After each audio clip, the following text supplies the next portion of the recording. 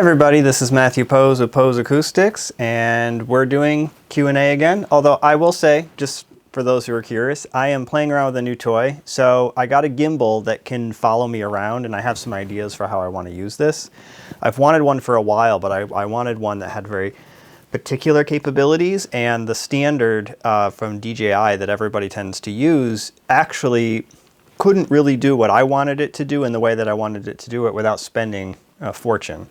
So I found something from a cheaper company called Hohem that has some sort of like AI-based device that it comes with that actually can follow you around. And for the price, I got it during Black Friday. I thought, worst case scenario, I send it back, it doesn't do what I want. And best case scenario, I get exactly what I need, something that's small and compact, but has the ability to follow me accurately and very smoothly. And the answer is it can do all of that, and it can hold the ZV-E1 camera that I'm using now, loaded up. I mean, I wish you could see this thing. It's loaded up with accessories, external battery pack, you know, microphone's hanging off of it right now. It's plugged into the hilt at the moment, and this thing is more than strong enough to handle that with the lens I have on it or with bigger lenses. All right, so let's jump into some questions. True Stereo first said, thanks for everything and Merry Christmas. So yeah, that's how far behind we are. And has anyone considered or accomplished modifying an AVR to send SPDIF digital out to an external DAC and preamp and using the AVR for Atmos processing only? I am considering this with a Denon X3600 that I use with amps manually disabled. All right, so I just wanted to see if there was anything else more to that question. My answer to you is I don't know. I would hate to say no, because there's probably going to be somebody out there who's going to say, oh, no, that's been done. If you are a talented electrical engineer and you have the ability to look at a circuit diagram and figure out where the right digital out on this is, the receiver in that circuit board, and you can attach leads to that you could then go into a proper, I mean, it's not like it's going to be a little connector on the end. You'd actually have to get a little digital transceiver device that can take that signal, which is probably not going to be, it's probably going to be in like I2S format, and then convert that over to Toslink or coaxial or AES-EBU and make it all work. Then yeah, probably it could be done. Is it that simple? I think the answer is no. I think there's a couple of problems. One is, in all likelihood, this part of the device is surface mount. So you're talking about tiny, tiny little contacts that you need to get access to that I think would be fairly difficult to get access to. And the other problem, which may actually be a bigger problem, is that because the device wasn't designed to be used this way, I'm fairly certain that the X3600 and other similar receivers are using an analog volume control, in the sense that there's a volume control that passes all of the analog signals through it. It may be a digitally encoded controller, meaning that there's a digital controller that's making it go up and down, but it's actually adding resistance to the output to take down the level, meaning it's an analog style volume control, and it's operating in the analog domain, not the digital domain. In order for you to be able to make a receiver work as a digital source like that, it would have to have a digital volume control. Now, maybe you say, it's okay, I will just create my own analog volume control that goes after the fact. You could probably do that using, there's a number of devices like this that are used in the pro audio world that are designed for multi-channel monitoring. They're typically limited to like 7.1 or 9.1 type setups, but often designed to be able to be chained together. Here's the problem. The cost of that, especially with enough of them to equal, let's just say you get enough of them to equal 20 channels. The cost of the parts you would need to do this digital connection and the time and effort it would take to do that, I don't think you'd be that far off from a high-end processor with better capabilities than that Denon has. So I don't really see a reason to do it. It seems kind of like a waste of effort and time. But there might be people out there who are capable of this and could even then, I mean, I gotta say, if you're capable of that, you don't really need to buy an expensive, balanced pro audio multi-channel volume control. You can probably make your own. So, you know, make yourself, the 3600 doesn't have that many channels, but let's just say you're using a better unit with more channels. Make yourself a 20-channel buffer stage, 20-channel volume, analog volume control with remote and the whole deal, and you probably could make it all work. I still think you'd be in it quite a bit of money, but maybe not as much money as you would be if you were just to buy, you know, I mean, processors that have digital outs, there's only a small handful of them that actually have that. in a way where you can do it like a digital out per channel. So I think you're talking at least $20,000. So admittedly modifying a $2,000 receiver with even $10,000 worth of parts, which it wouldn't be, you wouldn't be in it as much as the processor. It's just, as I said, you also wouldn't have any of the capabilities that you would have with that higher end processor, and you have to make those up. So, you know, what are you going to do? Add a mini DSP with a digital in and use that? Try to go to like a bunch of mini DSPs? Then you're going to have to account for the latency issues, which is doable, but tricky, and you may actually run into an issue where it's not so doable, where the lip sync is off to the point that it can't be corrected. You know, a lot of that gets hard-coded into the software of these higher-end processors to basically address that issue up front to make sure there is no problem. Even then, though, and this is probably its own video sometime, we should talk about this, sometimes the latency problem we have requires that the processor slow the sound down because the video's too slow. That's an ideal situation because it's easy to do.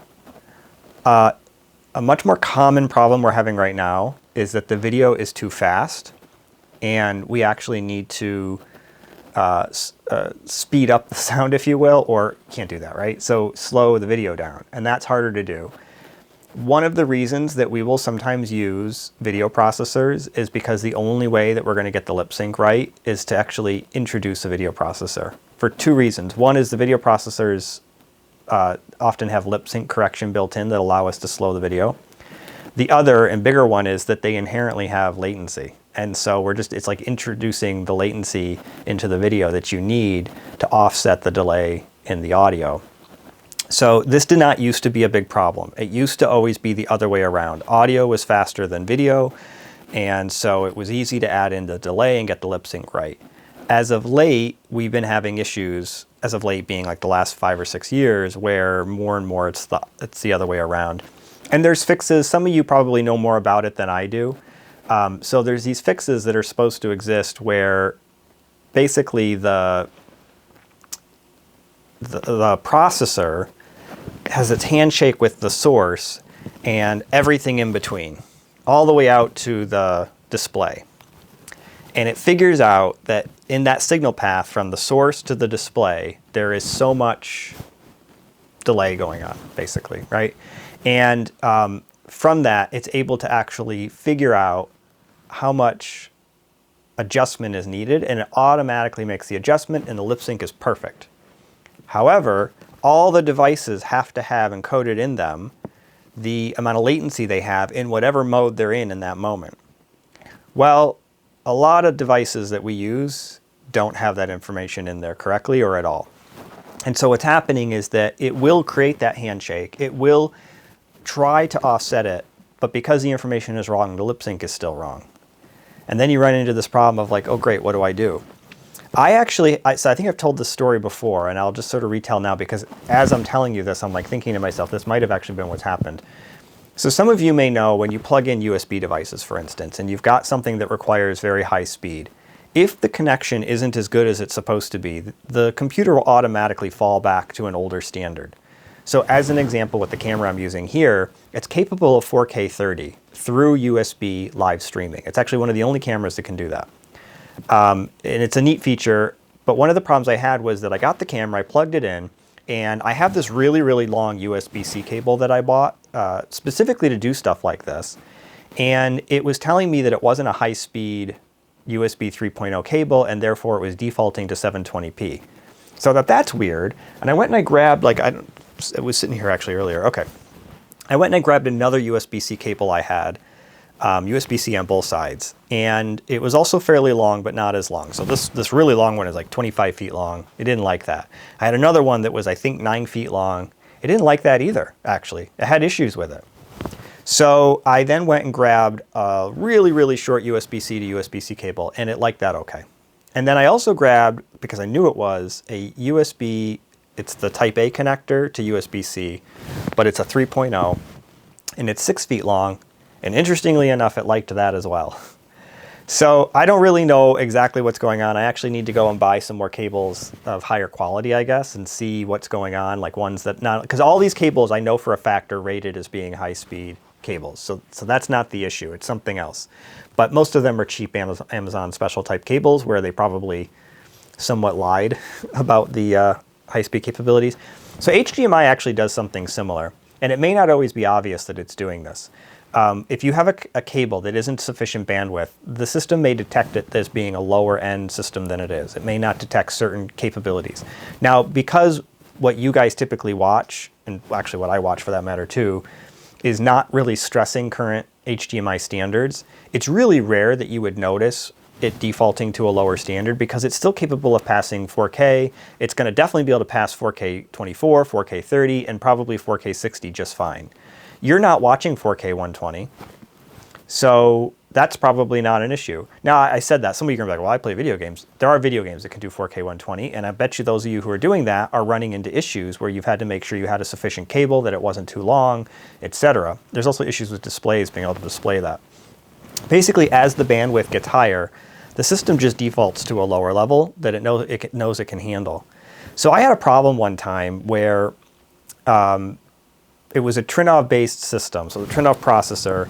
There was a LG OLED TV, and then I would call it medium quality sound system. It wasn't like super high end, but it wasn't junk by any means. The speakers to me didn't match the processor. Like, it was a much nicer processor and amplifier than the speakers. And the lip sync was off. So somebody had told me, actually, I think it was from Trinnov, that I should make sure that all the HDMI cables are always at least 2 meters long, because there's actually some intentional attenuation that takes place. So basically there's some loss that happens over the length. That's a good thing. And I asked him to explain it to me because I didn't really understand it, and he couldn't because he didn't understand it either. I've actually asked Jim over at Lumagen to explain it, and he's explained it, but for anybody who knows Jim, unless you're as knowledgeable as he is about video, probably won't understand what he's saying either. So he told me, and I didn't really get it. I still don't fully get it, but my impression was there's some sort of a reflection that takes place, and this attenuation stops the reflection. In any case, I happen to have an older but correct 2 meter long HDMI cable in my bag. And I changed out the cable that went between the Kaleidoscape and the Trinnov, and the lip sync problem went away. And I thought, that's weird. Why would a cable, it's not even like a very good cable, like why would a cable make such a difference? It is possible that it was just this issue. But Jim said to me at the time, there's no way that this reflection attenuation issue would have anything to do with lip sync. It causes other problems. So now I'm kind of wondering, as I talk to you guys about these issues that show up when you do stuff like this, if possibly the issue was that the HDMI bandwidth was too low on that cable because it just was getting a bad signal for some reason, and it was defaulting to a version that doesn't utilize this lip sync correction that's supposed to be built in. I may have just made something up though, I don't know. Back to the question at hand, which has nothing to do with lip sync, but whether you can put digital outs on a receiver. The answer, I believe, is technically yes, but practically no. It's a lot of work, and I just can't imagine it being worth it. I think there are other means for you to do what you're trying to do that are better. I vaguely recall, I don't remember the name of the product now, there's a Pro Audio processor that Cal Rubinson, I think, for Stereophile had reviewed. And I remember looking at it and thinking that it looks like it's kind of a good deal for what it is. Its performance didn't, I mean, I think there's better products if you're willing to spend more money. But I remember thinking that it had a lot of the same capabilities that you would get out of like a higher end processor for an amount of money that wasn't absurd. I shouldn't call it absurd, but wasn't as expensive as I mean, a lot of the stuff we deal with, it's like 20,000 on up. And I understand that, you know, in the high end systems we do, it's a nominal cost, it's nothing, and the capabilities are worth it. Many of you know, for instance, that Amir over on ASR likes to poke fun at products that just don't meet their price performance capabilities. And yet he likes the Storm and the Trinnov. Why? Well, because the audio performance is adequate. It's good enough. Like, it's within a few dB of the best on the market, meaning it's as good as anything else out there at that point. It's not as good as it should be, and we can argue about that. But here's the thing. Its setup capabilities and its ability to create a high-end, high-performance theater, things that massively trump things like synad and distortion and noise, are far beyond any other products on the market. And so because it has those capabilities, he likes it. I feel the same way. I mean, I was kind of iffy about these products until I got to use them, and then I was like, okay, I get it. These are really critical to a high-performance home theater. So This other product, back to what I was saying, I think had digital outs. I don't remember for sure, but there may be products like that worth looking into as well that may ultimately be a smarter use of time and money than trying to modify a receiver to have digital outputs. Having said all of that, from a technical standpoint, there really is no reason why, for instance, Denon and Marantz could not offer digital outputs which could be configured as either a mixdown, which is like Storm, for instance, their SPDIF is just a mixdown, but they do offer an AES EBU card, which gives you digital outs per channel. Trinnov allows you to actually select either. It can either do a mixdown or it can be a channel you set. There's no reason why, in theory, Denon and Marantz couldn't do that. It would require a fundamental change to their hardware platform, but you know, at some point they're going to have to do that anyway because all the parts are going to be end of life. I wouldn't mind seeing them do something like that because it would give people some flexibility. On their end, for instance, they could make it a 16-channel processor that has, let's just say for the sake of argument, 20 analog outs, but only really 16.1, or I guess it would be 15. Am I saying that right? No, I guess the way they've been doing it, I think, is like more like a 16.1. Whatever it would be. You know, like something that can support, let's just say 9.1.6, but with extra subwoofer outputs like they have now. But then what they could do is give you the digital outputs and let you get an extra 2 channels, or maybe kind of like the Trinnov, like an extra 4 channels, with a different advantage, because I do this on Trinnovs quite a lot. You could use the DACs as like an audiophile upgrade. It would give you a higher quality output for at least the LR speakers, left-right speakers, or possibly the LCRs. Ideally, it would be the LCRs. You really want those to be all the same. Anyway, that was a lot of tangents. That is my take on that. I hope you found this video useful. Let me know if you think using this device, which is moving around with me, was actually a bad idea for this, because I'm noticing it's moving while I'm sitting still, which probably means you guys are getting a little bit of movement. But in the future, what I'm hoping to do with it, and I'll probably shoot a video soon like this, is actually use it where I can walk around the room a little bit and do things, and it will keep me in the frame while I do that. So I've got something I need to shoot it for Cedia, but I decided I'm going to shoot it for Cedia and actually post it for everybody so that others can get something out of it if you want. You don't have to use it.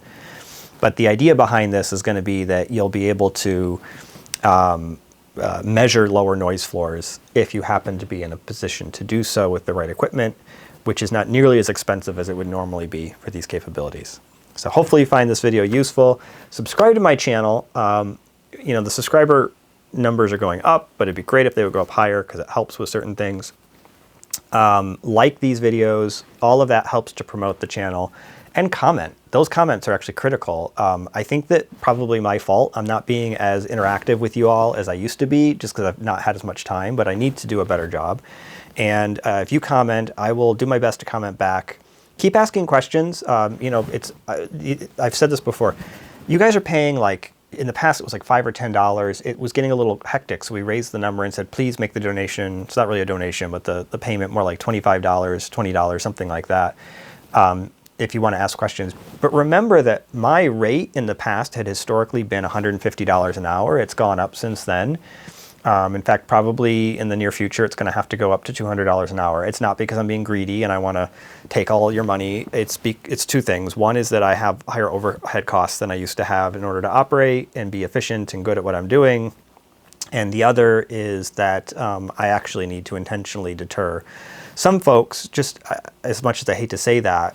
You guys know how this works, anybody who runs a business. If you get too busy to the point that you're overwhelmed, then you have to get to a point where you just say, all right, well, I have to price myself in a way where I can manage even the number of incoming requests that are happening. And so when you look at overhead costs, you look at, you know, what I'm paying people that I'm working with to do these projects, and then how much money I'm actually making. I've got projects in some cases that are like really big projects taking in tons of money, and I'm walking away with relatively little money. And I think even you guys would look at that and be like, why did you do that? That is not worth your time. You didn't make anywhere near enough money for the headache that had. Thankfully, I don't have any like this right now, but I've got colleagues and friends who have even had projects where there might be like $1 million of revenue that comes through their company to do it, and they literally lost money on the job anyway. So you really have to be careful with that kind of stuff. And I've gotten to a point now where some of my projects are really big, and the risk of losing money is actually quite high. So the best way to fix that is I just got to charge a little more for my for my time to make it worth it. But I'm going to continue to look for ways to offer you guys value where I can. So in other words, offering you services that would normally be $3,000, $5,000, $10,000, but cut that cost down through efficiency, especially when I can utilize software to do that. So even though some of my costs are going to go up, I'm going to look for other ways to bring costs down. Anyway, that's a side rant. Back to the YouTube stuff. Like these videos, subscribe to my channel, interact with me, and ask these questions. As I said, asking these questions, it's a very good deal for you all compared to my typical way of interacting. Thanks, everybody. I got more coming.